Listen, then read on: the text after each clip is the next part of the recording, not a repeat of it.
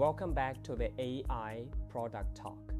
Today, we're covering the biggest story in AI product this month. OpenAI is shutting down the Sora 2 API and app, officially ending its ambitious run in the consumer video space.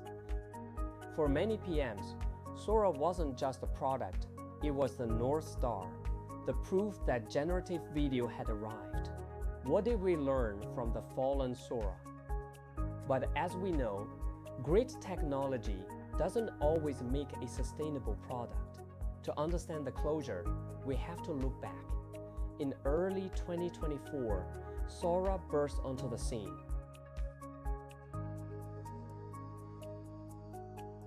The video you are seeing is from Sora's official site, and it is based on a short text prompt. A stylish woman walks down a Tokyo street filled with warm, glowing neon and animated city signage. These initial demos felt like pure magic. Every studio, content creator, and VC was hooked.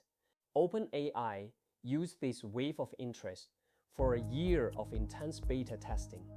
They were refining the models, addressing safety, and building massive demand.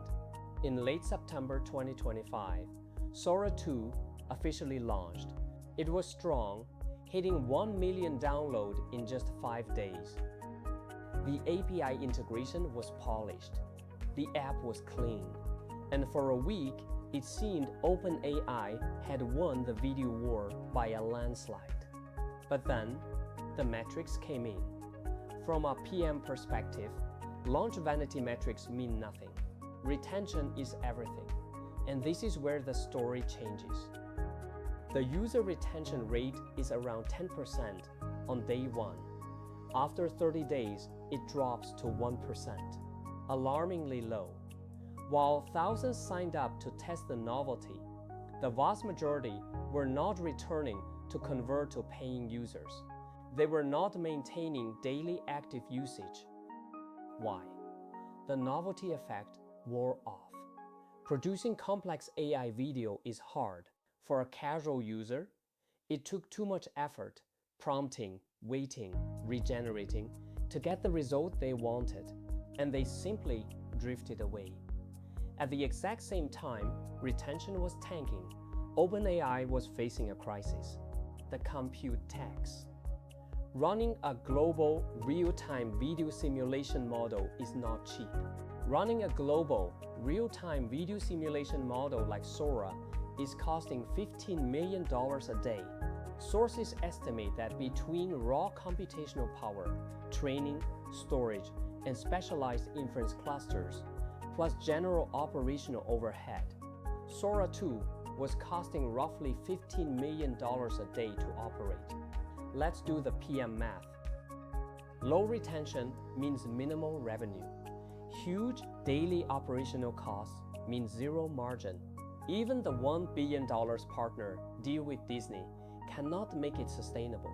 This wasn't just unprofitable, it was a black hole for capital, especially in a year when OpenAI was preparing for its IPO.